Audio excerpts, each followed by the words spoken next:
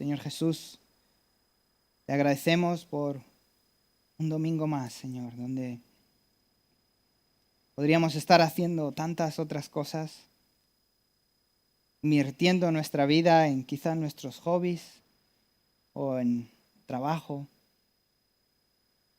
Sin embargo, tú has cambiado nuestras vidas a tal punto de que sentimos gozo y ánimo de venir a estar con nuestros hermanos y escuchar tu palabra, Señor. Y Padre, este es nuestro deseo, que tu palabra sea el centro de todo lo que hacemos, Padre. Que no sea una parte, que no sea de vez en cuando, sino que sea una constante en nuestras vidas. Señor, como cantábamos esta mañana, por el poder de tu palabra, tú lo creaste todo, Señor. Y tú mereces ser adorado y exaltado. Señor, ten misericordia de mí. Ayúdame a ser claro con mis hermanos. Ayúdame a transmitir tu mensaje, Señor. No son mis palabras, no son mis ideas. No quiero poner nada humano, Señor, sino que sea directamente tu espíritu, tu palabra, tu boca la que hable, Señor. Y antes de que hable a mis hermanos, Señor, que ella siga hablando a mi vida, transformando también mi duro corazón, Señor, que tanto se resiste a tu santidad. Gracias, Señor, porque podemos tener una Biblia no solamente física en nuestros teléfonos, tablet, ordenador. Podemos meditar en ella, Señor, y a veces lo negligenciamos, Señor. Pedimos perdón, pido perdón. Señor, que podamos poner en práctica tu palabra que es viva y es eficaz, la única que es capaz de transformar el corazón del hombre. Bendice también a mis hermanos, Señor, que ellos puedan entender el mensaje y, como dice Santiago, que no sean oidores olvidadizos, Señor, que se miran en el espejo y se olvidan de lo que tienen que poner delante de ti, de los pecados, Señor, de aquello en lo que te fallamos, sino que puedan ser hacedores de tu palabra. Decimos tu nombre, en el nombre de Jesús. Amén. En la cultura china antigua, estamos hablando de la dinastía Ming o Qing, son dos dinastías que se encontraban más o menos entre 1300 y 1900. Había una práctica imperial muy común que todos conocían, aunque no trabajaran dentro del palacio del emperador. Básicamente era que los eunucos, los sirvientes, los cortesanos del palacio, cuando se presentaban delante del emperador y hacían su propuesta o venían a traer información o venían a decir lo que fuera, era terminantemente prohibido retirarse dando la espalda al emperador. Tenían que caminar, marcha atrás, siempre mirando hacia el emperador. Si le dieran la espalda por un olvido, por ejemplo, esto podría incluso llevarlos a la muerte. Los mataban en el acto. No dar la espalda era una muestra de sumisión absoluta, de reverencia y de respeto. Esto mostraba el poder que tenía el emperador. Esta práctica no nos muestra solo que vale la buena intención, porque si alguno de estos eunucos, por muy buen sirvientes que fueran, se olvidaran y le dieran la espalda, el emperador, que tenía esa autoridad y ese poder, podía arrebatarles la vida, podía matarles. Así que no vale solamente con la buena intención hacer lo que a uno le parece, sino que además tenían que respetar la autoridad de dicho emperador en las normas que el dicho emperador había impuesto. En nuestra cultura actual, cuando pensamos en la autoridad de algún líder, Quizás hoy los líderes más representantes que tenemos son los políticos, son motivo de burla y de chiste, en parte también porque se lo han ganado por su falta de honestidad. Sin embargo, cuando lo comparamos con esta tradición, que no creemos que sea lo correcto, ¿verdad? Que des la espalda a un gobernante y que por eso te tengan que matar, sí muestra cómo ciertas figuras, en este caso hablando de los líderes, personas que tienen autoridad, su presencia exige un comportamiento que esté de acorde a la persona a la que nos dirigimos. Y es por eso mismo, hermanos, que queremos seguir estudiando los nombres por los que Dios se presenta en su palabra. Queremos entender qué comportamientos, qué pensamientos, qué actitudes debemos de tener frente a Dios. Como decíamos con este ejemplo, no vale solo con nuestra buena intención. El Señor demanda una cierta manera de pensar, una cierta manera de actuar, una cierta manera de responder. Y no está basado en lo que nosotros creemos, sino que está basado en lo que Él dice que tenemos que hacer. Solo para refrescaros la memoria, sé que no todos estuvieron. La última vez estuvimos hablando de los nombres de Dios y de la importancia que tienen en la palabra de Dios. Los nombres muestran la personalidad, muestran el carácter, muestran incluso las acciones que los personajes de la Biblia van a tomar. Fijaros este ejemplo, el rey Saúl, el primer rey de Israel, su nombre significa el que pidieron o el que demandaron. Es decir, él fue el rey que el pueblo pidió que lo eligieran. Es decir, el pueblo demandaba que existiera o que viniera un rey, y de ahí el nombre Saúl representa a esta figura también. Y cuando nos encontramos con nombres en la palabra, su significado suele tener implicaciones o suele dirigirnos nuestra mirada a algo que nos está llamando la atención. Está diciendo, oye, pon atención en esto. Porque es verdad que nosotros no hablamos hebreo y cuando nos dicen el nombre de algún monte, pues no solemos entender cuál es el significado implícito que tiene. Por ejemplo, hay muchos lugares que tuvieron un nombre puesto después de que Dios se le apareciera en este sitio. O porque Dios proveyó, o porque Dios dio una victoria, y así por delante. Aunque para nosotros, como digo, no haga tanto sentido porque no hablamos hebreo, ni vivimos en Israel, sin embargo sí quiere transmitir algo de la personalidad de Dios o del personaje del que se está hablando. Solo para ilustrar este ejemplo, en la última prédica estuvimos hablando de Dios Yahweh. Eso quiere decir el Dios que trasciende el tiempo, el Dios que trasciende la historia. Tenemos que parecernos más a Cristo por medio de su palabra. Cuanto más entendamos y conozcamos al Señor, eso debe cambiar nuestro comportamiento, debe cambiar nuestra actitud. Dicho esto, queremos entonces entender lo que Dios está revelando por medio de sus nombres. No quiere decir que Dios tenga muchos nombres, sino que quiere decir que los nombres de Dios revelan algo de su carácter. Cabe recordar que no lo podemos hacer de manera exhaustiva.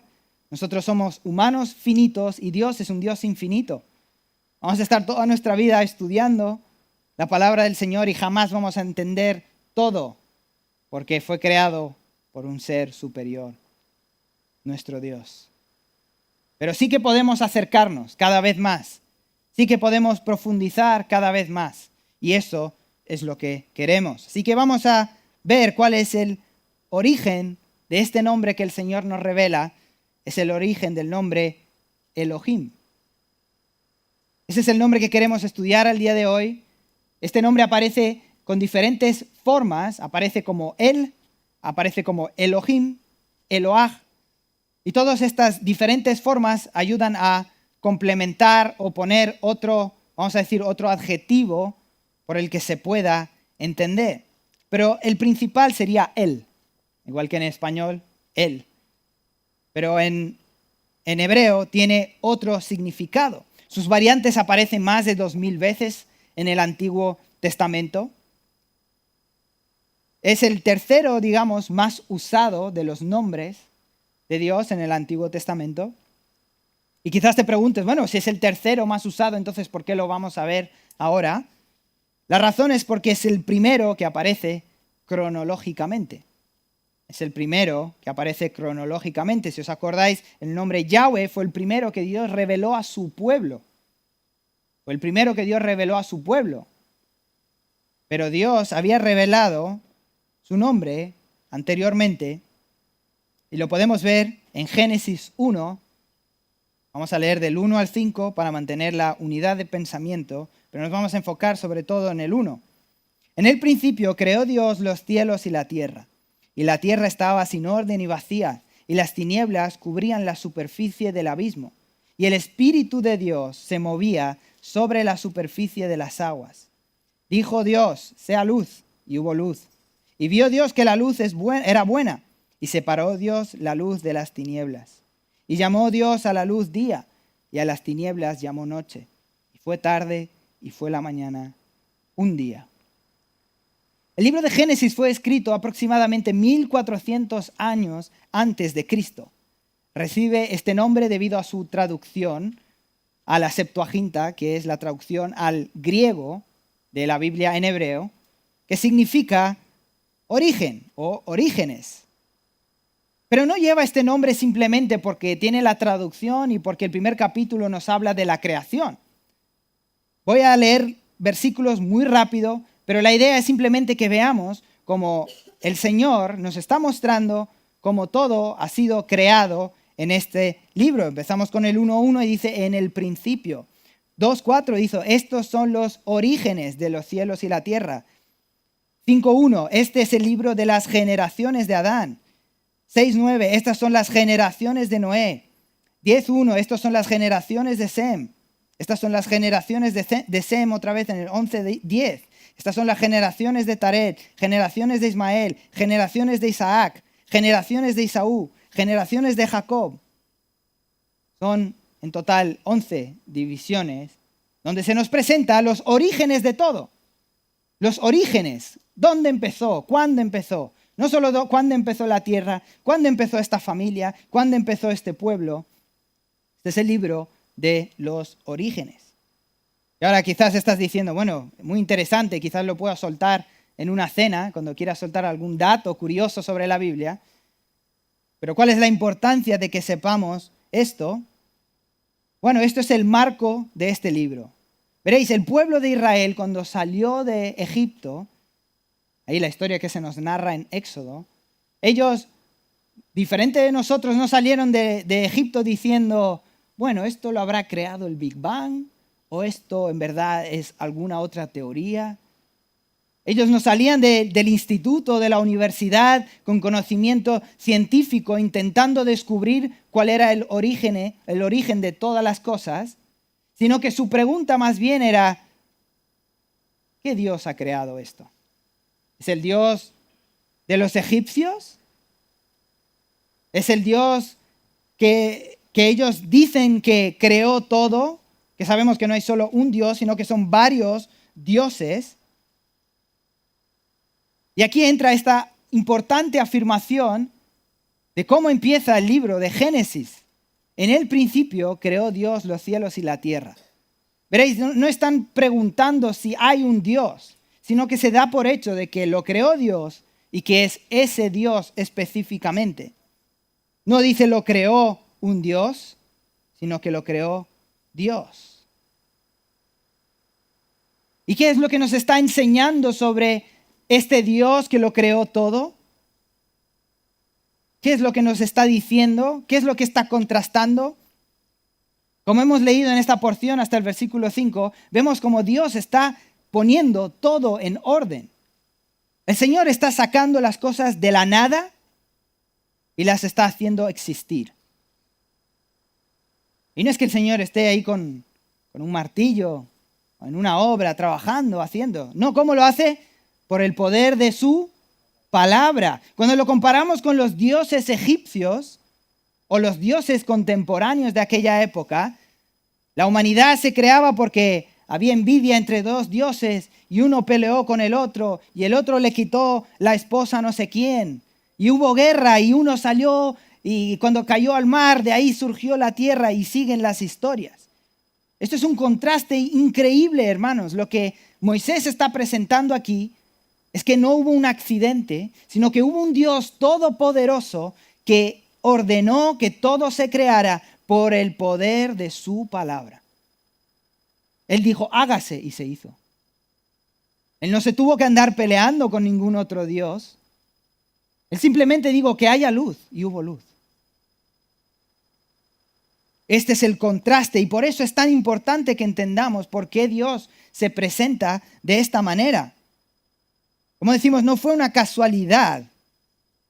No es que Dios se sumó ahí al barco, se está creando algo, sino que Dios lo ordenó. Dios fue el que lo puso en marcha. Y el nombre aquí que aparece en Génesis 1 es Elohim.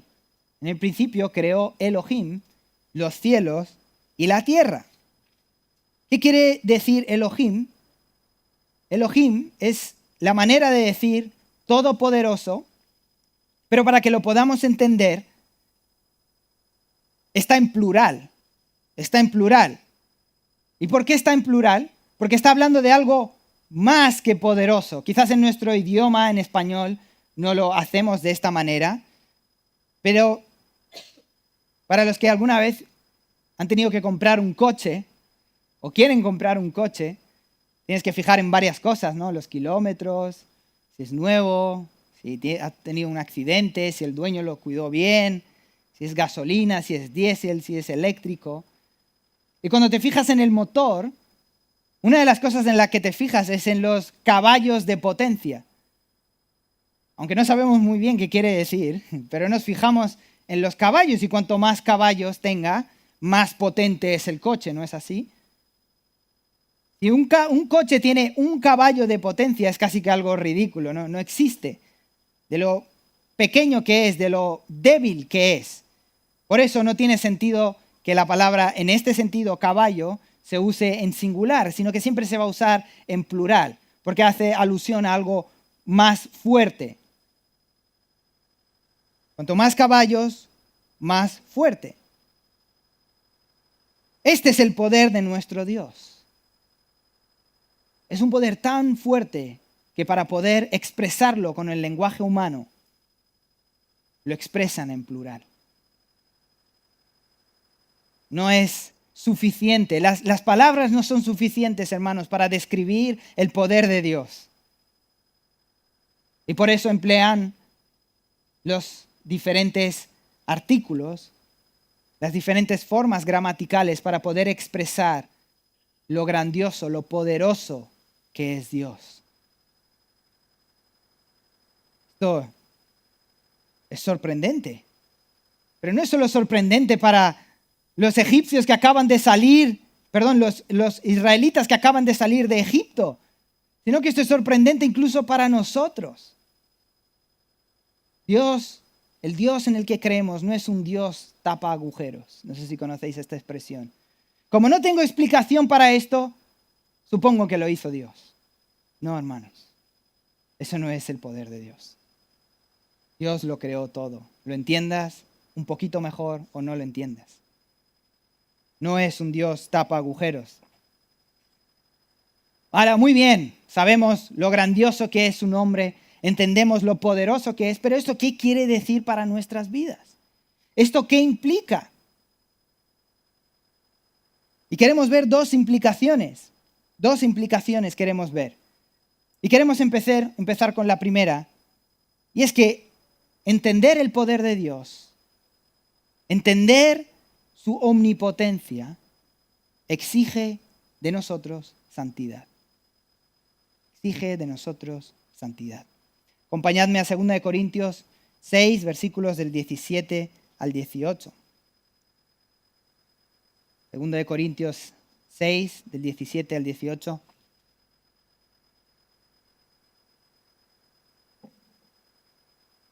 Dice, por tanto, salid de medio de ellos y apartaos, dice el Señor, y no toquéis lo inmundo, y yo os recibiré. y yo seré para vosotros padre y vosotros seréis para mí hijos e hijas, dice el Señor Todopoderoso.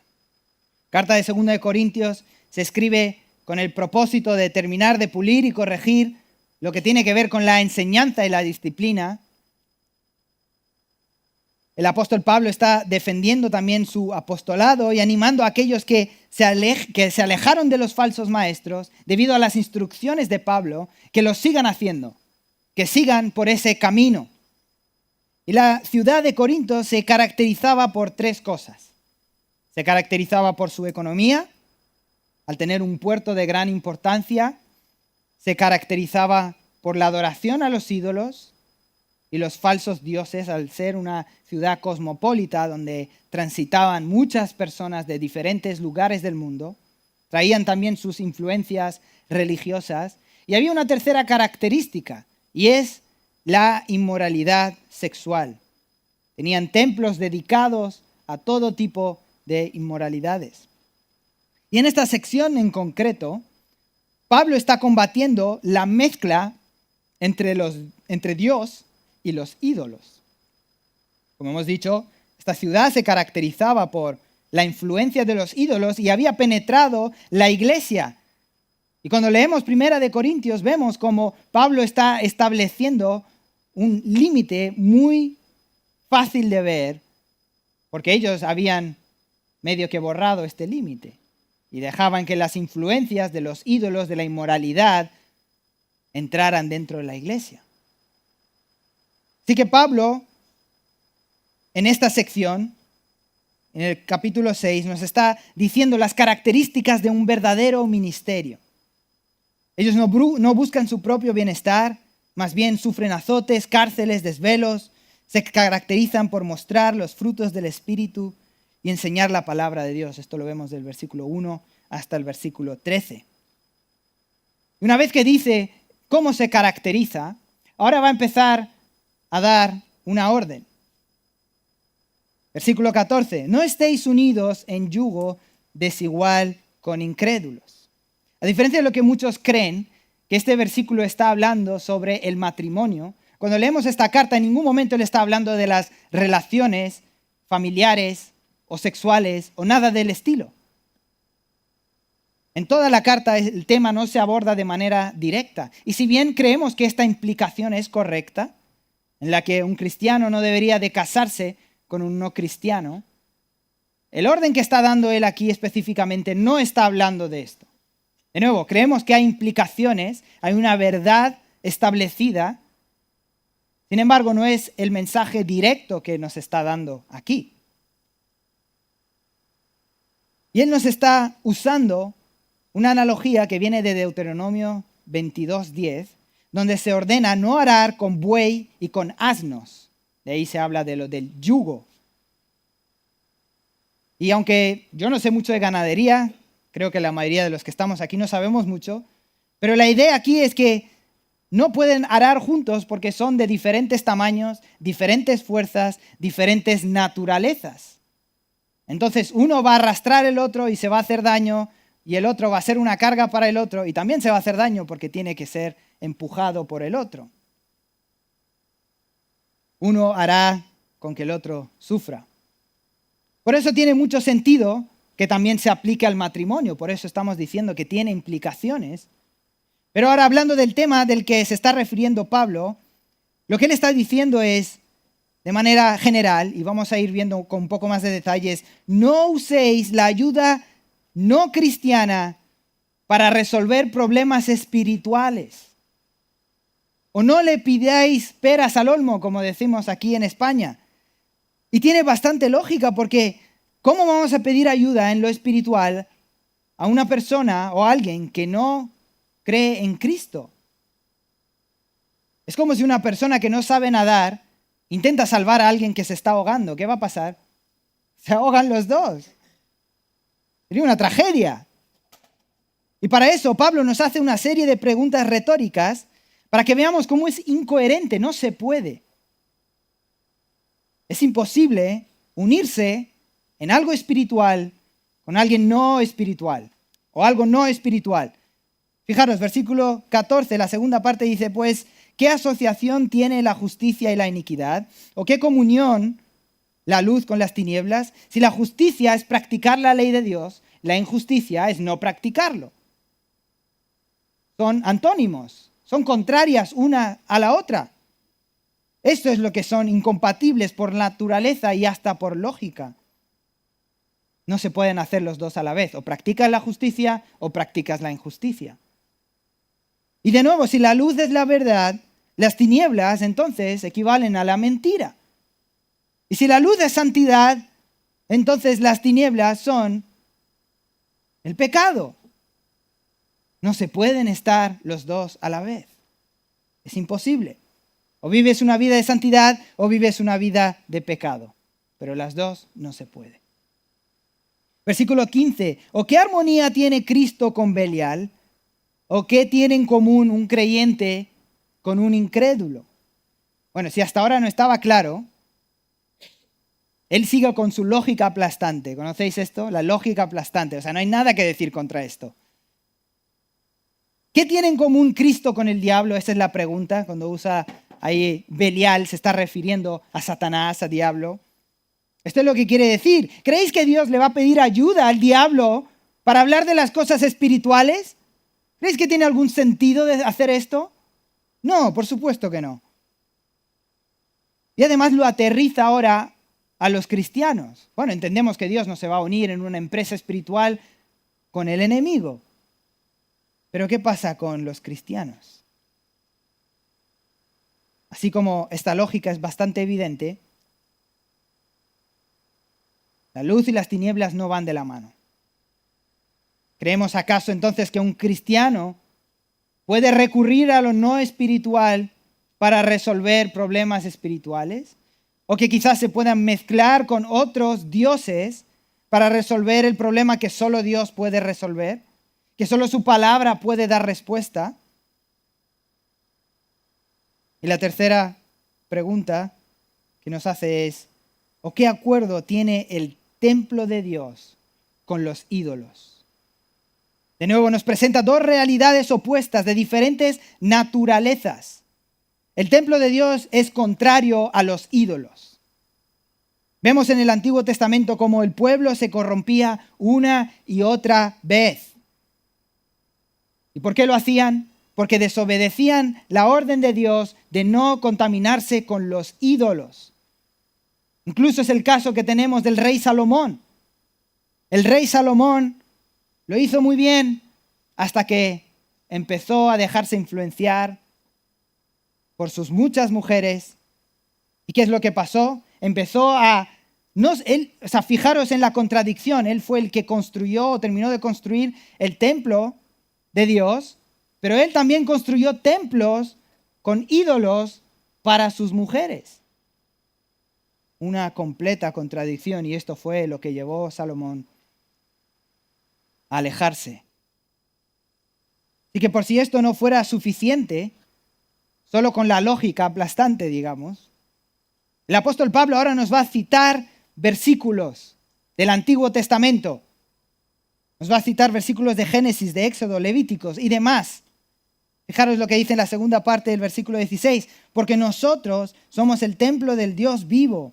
Como dijo Dios, habitaré en ellos y andaré entre ellos y seré su Dios y ellos serán mi pueblo. Pablo afirma que Dios nos ha constituido su templo. Frente al templo de los paganos, donde se entregaban a orgías, idolatrías, sacrificios, el apóstol Pablo nos llama a que vivamos una vida de santidad, rechazando todo esto, poniendo todo esto a un lado. Y también fijémonos que Pablo lo llama el Dios vivo. ¿Por qué lo llama Dios vivo? Porque está haciendo un contraste con los dioses muertos, los ídolos, que no responden. Las estatuas hechas por manos de hombres. Dios ha elegido vivir en medio de su pueblo para caminar en medio de su pueblo. Y aquí llegamos a la conclusión, donde vemos cuáles son las implicaciones entonces. Versículo 17. Por tanto, salid de medio de ellos y apartaos, dice el Señor, y no toquéis lo inmundo, y yo os recibiré. Por tanto, es decir, conclusión, ahora que has entendido que no se mezclan los dos, conclusión, ¿qué quiere decir? ¿Qué implica que seamos el templo del Dios viviente? Bueno, implica por una parte salir de en medio de ellos. Pablo pone dos citas juntas de Isaías y otra de Ezequiel. Por una parte es no estar en medio de ellos y por otra es apartarse, no acercarse, no estar cerca. Él exige de su pueblo que sea apartado con respecto al pecado, la idolatría, los falsos dioses. Y solo entonces el Señor nos recibe. No estamos intentando predicar ningún tipo de legalismo. No estamos diciendo que cuando tengas una vida moral perfecta y todo te vaya bien, ahora sí te acercas al Señor. No, no es lo que estamos diciendo.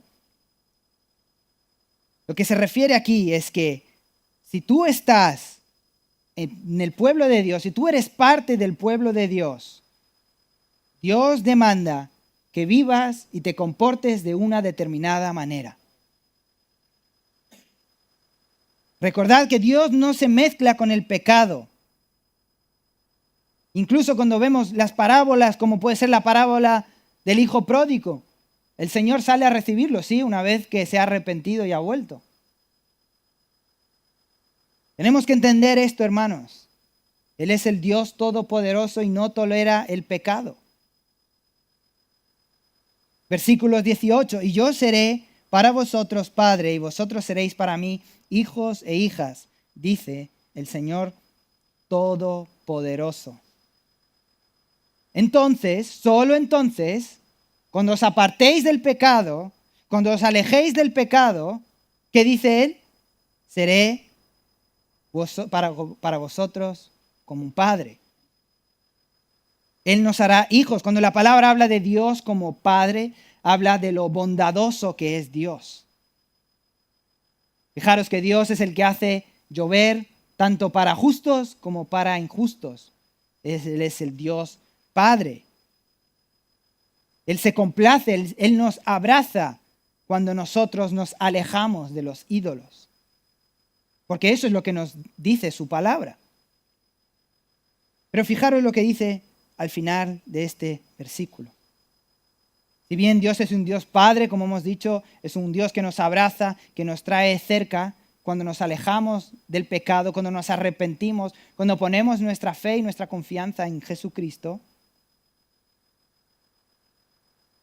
Él nos dice que quien da esta orden no es el Dios Padre, sino que es el Dios Todopoderoso. Esta orden viene dada por el Dios Todopoderoso. Esta es una traducción acertada, digamos, de lo que vendría a ser Elohim. Esto es lo que dice el Dios que creó los cielos y la tierra. Alejaos del pecado. Vivid una vida de santidad. Y solo para completar esta unidad de pensamiento, en el capítulo 7, versículo 7 dice, por tanto, amados, teniendo estas promesas, limpiémonos de toda inmundicia de la carne y del espíritu, perfeccionando la santidad en el temor de Dios. ¿Por qué debemos de temer a Dios? Debemos de tener reverencia, sumo respeto por Él, porque Él es el Dios todopoderoso. Él es el Dios que lo creó todo por medio de su palabra. ¿Eso qué quiere decir? ¿Qué demanda de nosotros entonces? Que caminemos de manera santa. Bueno, espero que no sea el único que me ha pasado esto alguna vez. Bueno, más bien espero que haya sido el único. Una vez que estás conduciendo y estás por encima del límite de velocidad, pero no 2 o 3 kilómetros, estás un poco por encima. Bueno, vamos a dejarlo a la imaginación. Estás por encima del límite de velocidad. Y de repente te das cuenta de que hay un coche de policía o se acerca un radar. creo que nuestra naturaleza, lo normal que hagamos es disminuir la velocidad. Solo por si acaso, ¿no? No queremos que nos manden saludos por el correo, ¿verdad? Si nosotros tememos una autoridad como esta, que nos puede hacer pagar una multa, nos ponemos a hacer lo correcto delante de la autoridad, cuando sabemos que está mal, ¿cuánto más respeto y temor debemos de tener al estar delante de nuestro Señor? ¿Qué tipo de vida vamos a vivir delante de nuestro Dios? Queremos estar siempre por encima del límite de velocidad y cuando vemos que se acerca el domingo, bajamos el límite. Cuando vemos que viene el hermano o la hermana de la iglesia, controlamos la velocidad. ¿Es esa la vida de santidad que el Señor exige de nosotros? Y que esta es nuestra primera implicación del Dios Todopoderoso. Debemos de vivir una vida apartado del pecado, una vida de santidad, porque Él es todopoderoso y eso es lo que Él exige de nosotros. Y quisiera simplemente dar otra ilustración más, una ilustración bíblica. Si os acordáis ahí en Éxodo, Dios le dice a Moisés, le dice, no me presenté a tu siervo Abraham como el Dios Yahweh, sino que me presenté como el Dios Todopoderoso. Si vamos a Génesis 17, dice, cuando Abraham tenía 99 años, el Señor se le apareció y le dijo, yo soy el Dios Todopoderoso, anda delante de mí y sé perfecto. Implicación de que Dios es todopoderoso es que debemos de caminar en santidad.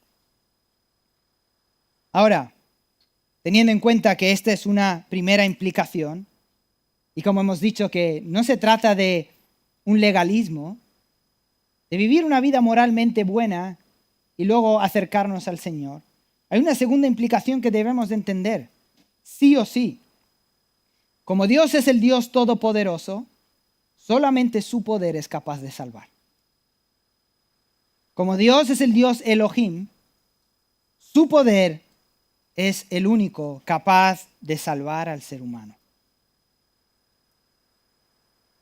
Mateo 19, 25 al 26 dice, al oír esto los discípulos estaban llenos de asombro y decían, entonces, ¿quién podrá salvarse?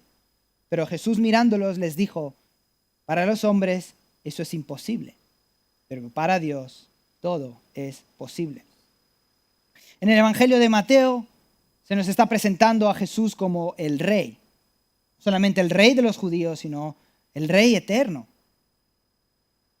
Y justamente en esta sección, en el capítulo 18, Jesús había acabado de terminar uno de sus sermones.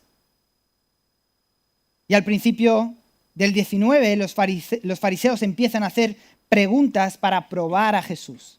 Empiezan a poner a prueba, cosa que hacían muy a menudo, por la envidia que tenían. Y Jesús, como siempre, deja a los fariseos atónitos, porque ellos le empiezan a preguntar sobre el divorcio, que sí que está bien, que no pasa nada. Y bueno, Jesús les dice que el motivo por el que Dios lo ha permitido es por la dureza de corazón, pero que eso nunca fue el plan de Dios. Eso no fue lo que Dios diseñó para el ser humano, que las familias se separaran. Entonces, claro, ellos no tenían cómo contestar. Y justo después de esto, tenemos una escena que parece como que está descolocada, donde aparecen los niños y Cristo empieza a decir, dejad que los niños vengan a mí. ¿Y por qué está haciendo eso? Porque está mostrando la diferencia de la dureza del corazón de los fariseos frente a la humildad del corazón de los niños. Cuando la Biblia dice que tenemos que ser como niños, se refiere a esta humildad de aceptar lo que dice su palabra. Así que los niños ejemplifican cómo deben de ser el corazón de aquel que entra en el reino de Dios.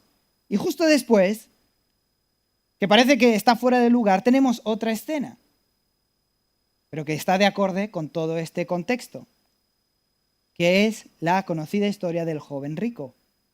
Versículos del 16 al 17. Y aquí se le acercó uno y dijo, Maestro, ¿qué bien haré para obtener la vida eterna? Y él le dijo, ¿por qué me preguntas acerca de lo bueno? Solo uno es bueno, pero si deseas entrar en la vida, guarda los mandamientos. Este joven, por lo que sabemos por los relatos de los demás evangelios, no solamente se acercó a Cristo, sino que vino corriendo, se arrodilló. Fijaros en el contraste de los fariseos que los estaban rechazando, vienen los niños y Dios dice que vengan, que los deje venir para bendecirlos. Y ahora casi que de la misma manera que un niño se acerca a este joven y se arrodilla y hace una pregunta. Lo hace en público, delante de todos. Esta persona era una persona que gozaba de prestigio y poder. Seguramente era un joven religioso devoto, quizás un líder de alguna sinagoga con una posición de poder.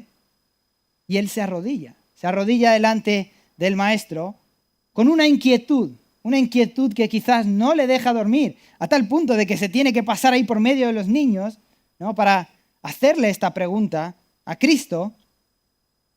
Y su pregunta es muy sencilla. ¿Cómo puedo tener vida eterna? ¿Cómo puedo ser salvo? Lo sabemos y lo vamos a ver luego por el contexto, que a eso se refiere cuando habla de heredar el reino de los cielos.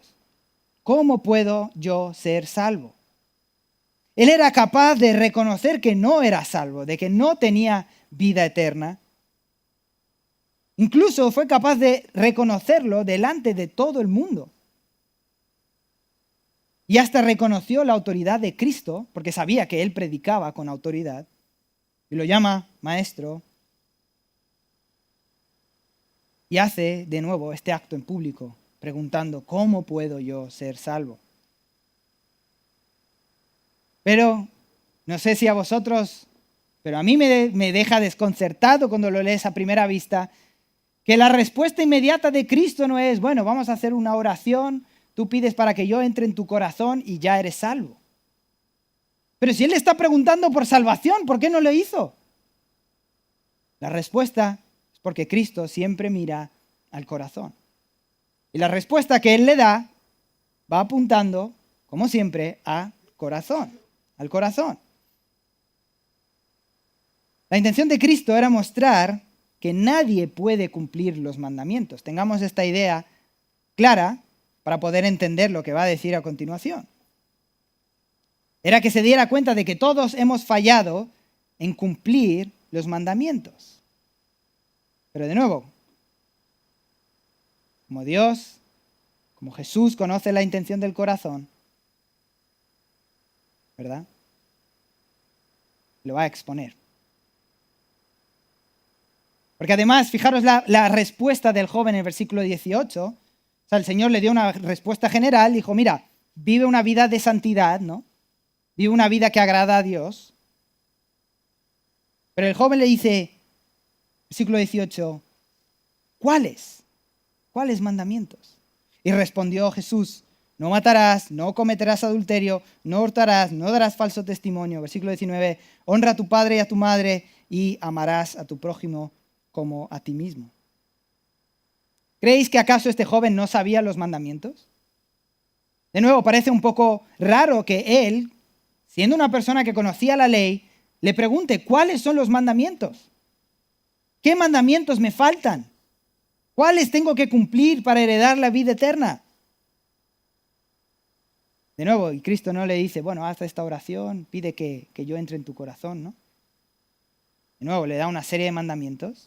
Y son todos mandamientos que reflejan que uno conoce a Dios. ¿Por qué? Porque son los mandamientos que están de cara a las personas. Él no cita los 3 primeros que son de cara a Dios, los 4 primeros, perdón. Y de nuevo, la intención de Cristo era mostrarle que Él no era capaz de cumplir los mandamientos. Si nosotros nos acercamos con el estándar que Dios establece, si os acordáis, en el Sermón del Monte, Dios, por medio de Cristo, nos dice que si tú deseas a la mujer de tu prójimo, ya has adulterado en tu corazón. Si tú odias a tu prójimo, ya lo has asesinado en tu corazón. ¿Y por qué entonces le está diciendo esto? Para que él se dé cuenta, oye, yo no cumplo ese estándar. No soy capaz de cumplirlo. Pero para su sorpresa, fijaros lo que nos contesta el joven. Todo esto, versículo 20, todo esto lo he guardado. ¿Qué me falta todavía? Jesús le dijo, si quieres ser perfecto, ve y vende lo que posees y da a los pobres y tendrás tesoro en los cielos. Y ven, sígueme. Pero al oír esto, versículo 22, el joven, estas palabras, se fue triste porque era dueño de muchos bienes.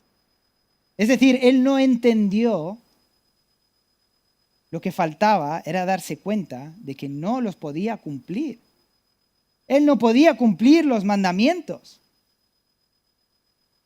Así que Jesús terminó de rematarlo diciendo, bueno, si de verdad estás buscando la vida eterna, si de verdad estás buscando la salvación, lo que tienes que hacer entonces es renunciar a tu vida. Tienes que renunciar a aquello en lo que tú te aferras y te apoyas. Tienes que renunciar a aquello que tú consideras que tú te lo has ganado y que tú te lo mereces.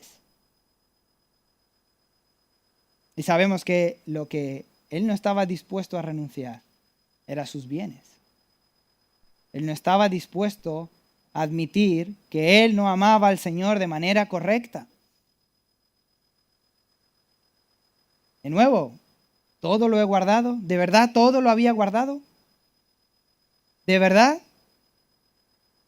Si él lo hubiese entendido, hubiera dicho, bueno, si él lo ha guardado todos los mandamientos, diría, bueno, pues sí, lo doy todo. Lo entrego. Pero él se aferraba a lo que él mismo había conseguido. ¿Tenía un deseo genuino? Sí. ¿Quería saber cómo salvarse? Sí, por supuesto. Se arrodilló delante de todos para preguntarle a Jesús. Pero no estaba dispuesto a hacerlo. No estaba dispuesto a hacerlo. Y aunque estuviera dispuesto a hacerlo, no lo podría hacer. No lo podría hacer. Fijaros, sigamos leyendo y vamos a ver por qué no lo podía hacer. Versículo 23. Y Jesús dijo a sus discípulos, en verdad os digo que es difícil que un rico entre en el reino de los cielos. Y otra vez os digo que es más fácil que un camello pase por el ojo de una aguja que un rico entre en el reino de Dios. Jesús les está diciendo, mira, es imposible que un rico entre en el reino de Dios. ¿Es porque Dios no quiere a los ricos? ¿Es porque Dios menosprecia a los ricos? Bueno, entonces, ¿qué pasa con Abraham?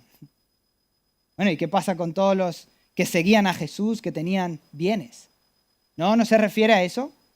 Lo que él está diciendo es que todos aquellos que ponen su esperanza, su fe en sus bienes, en lo que han conseguido ellos, no pueden encontrar la salvación. Y a diferencia de lo que muchos creen, cuando habla de que un camello pase por la aguja, por el ojo de una aguja, no se refiere ni a una puerta que había por ahí. No, simplemente lo que está diciendo es que es imposible. ¿Podemos meter un camello por el ojo de una aguja? Es imposible. De hecho, es una imagen casi que cómica, ridícula. ¿Puede una persona salvarse por sí misma? No puede. Es imposible. Tú dirás, bueno, pero ¿cómo es posible que tú estés entendiendo que de eso están hablando? Que no están hablando de los bienes materiales, de la riqueza. Fijaros lo que dice a continuación, versículo 25. Al oír esto, que era imposible, al oír esto, los discípulos estaban llenos de asombro y decían entonces, ¿quién podrá salvarse? ¿Veis cómo su pregunta no es ¿qué rico podrá salvarse? Sino que es ¿quién podrá salvarse? Sigue hablando de salvación. Ellos entendieron lo que Cristo estaba diciendo y básicamente su razonamiento era, si este hombre, que es un líder religioso, que tiene prestigio, que tiene bienes, que le va bien en la vida, que además sigue los mandamientos, es moralmente justo, no puede alcanzar la salvación, ¿qué será de nosotros pescadores? Nos tenemos que meter ahí en el agua y pasar por todo esto para poder alimentarnos al final del día. Si este hombre no puede hacerlo, ¿qué será de nosotros? ¿Cómo vamos a alcanzar nosotros la salvación? Esto no es muy difícil de entenderlo, hermanos. ¿Alguna vez has visto algún millonario, una persona rica, de influencia, por ejemplo? Y lo digo porque yo sé que muchos aquí tenemos problemas con papeles para estar en orden, no porque no queramos hacerlo, sino porque tarda lo suyo. Pero aquellos que tienen dinero, ¿les habéis visto alguna vez con problemas para ir a algún país, vivir allá, comprar terrenos, comprar casas?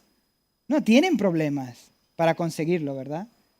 ¿Quiénes tienen los problemas? Bueno, los que trabajamos aquí por un salario, ¿verdad? Los que levantan a España, como se dice. Estos son los que tienen las dificultades. Desde esta perspectiva es la que ellos están viendo esta situación. Si ellos que tienen dinero no pueden conseguirlo, si tienen prestigio, ¿qué será de nosotros? ¿Cómo vamos a alcanzar la salvación? Y ahora viene la declaración de Cristo. Pero Jesús, versículo 26, mirándolos les dijo: para los hombres eso es imposible.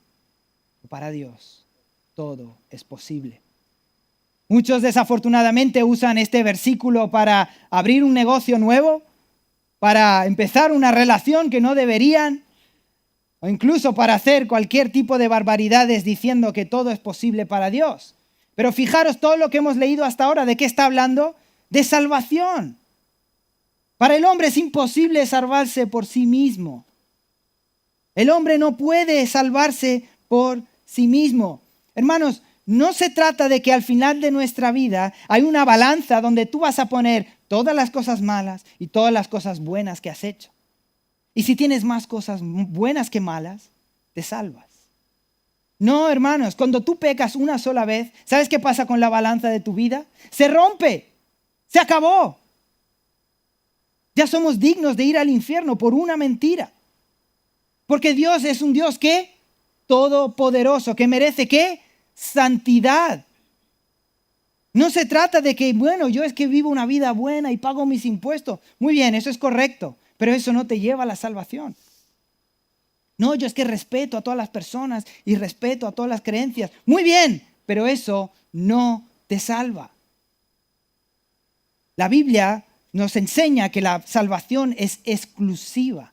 Solo puede venir por medio de Dios. Solo hay un camino, Cristo. No todos los caminos llevan a Roma. No es que al final de la vida todos nos vamos a encontrar, no. La Biblia es muy clara. Si no creemos en Cristo, no hay salvación. Si creemos en Cristo, hay salvación. Un pecado, un error, por muy pequeño que sea, no es una suma de cositas que se nos va añadiendo. Como digo, se nos rompe la balanza y no vale con hacer obra social para limpiar nuestra conciencia. Esto no nos va a llevar a la salvación. Así que Jesús contrasta la afirmación de el hombre no puede alcanzarlo, con solo Dios puede salvar. El ser humano no puede salvarse, pero Dios sí puede hacerlo. ¿Por qué? Porque Él es el Dios Elohim. Él es el Dios que creó los cielos y la tierra por el poder de su palabra. Él es el Dios que dice y ocurre. Él es el Dios que si le place salvar al ser humano, ¿quién le va a impedir? Y si Dios quiere salvarlo, ¿cómo le vamos a decir nosotros que no? ¿Qué podemos hacer? ¿Y qué haremos si Dios decide que quiere pagar por los pecados de la humanidad por medio de su Hijo Jesucristo? ¿Tú crees que tú puedes sustituirlo entonces? Hermanos, solo hay un camino a Dios y es por medio del arrepentimiento, creyendo en el sacrificio y la obra de Jesucristo, creyendo que Cristo nos sustituyó y murió por nuestros pecados, que Cristo fue el que apaciguó, calmó la ira de Dios con nuestros pecados y que solo por medio de su santa y perfecta vida, Jesucristo, podemos alcanzar a Dios. Así que, ¿qué debemos de hacer cuando sabemos esto? Arrepentirnos. Arrepentirnos. Pídele al Señor que te salve, porque solo Él puede hacerlo. Como decimos, y lo tenemos que repetir y enfatizar, la salvación no se trata de lo bien que me porto o de lo mal que me porto. Salvación se trata de si Dios te ha salvado o no te ha salvado. Y esto solo lo puede hacer Dios. Solamente Dios. De pequeño mi abuela tenía un loro. No sé si alguno ha tenido un loro. Hacía mucho ruido, pero era muy gracioso siempre llegar a casa de mi abuela y que empezara a hablar el loro. Y el loro era muy bueno pronunciando palabras y a veces incluso mi abuela pensaba que era alguien de afuera llamando, como alguien que había llamado a la puerta y pensaba que era una persona. Su voz se parecía mucho a la de un ser humano, reproducía de manera muy peculiar y muy acertada, podía simularlo. Pero un loro no puede tener una conversación, razonar, hablar de física cuántica. Le puedes enseñar a que conteste ciertas cosas, pero él no puede hablar contigo. Un loro jamás podrá tener una conversación lógica, coherente con un ser humano, ¿no es así? Es exactamente igual con nosotros. Podemos hacer buenas obras que reflejan a Dios, pero no podemos salvarnos, no tenemos esta habilidad. No proviene de nosotros. No podemos salvarnos. Está reservado para el Dios Elohim. Así que, hermanos, como hemos podido ver, el nombre Elohim tiene su primera aparición en Génesis 1:1. Y esto hace una referencia a su poder, el Dios todopoderoso, el Dios que creó el mundo por el poder de su palabra. Y como decíamos, ¿qué implica esto? Por una parte, reverencia a su poder. Tenemos que vivir nuestra vida de manera que sea santa, sin mezclarse con lo que no es santo, como vimos en 2 Corintios 6. Vivir una vida de acorde a lo que Dios llama correcto. Pero para esto, para que podamos vivir esta vida de santidad, debemos de entender que no podemos salvarnos nosotros mismos. Y aunque hagamos buenas obras y buenas cosas, solo Dios es capaz de salvarnos. Termino con esta historia. ¿Os acordáis al principio que hablamos de la dinastía Qing de China?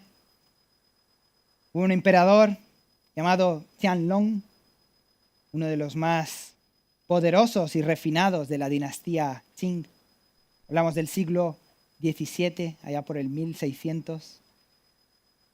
La ciudad prohibida era un lugar de absoluto silencio y precisión.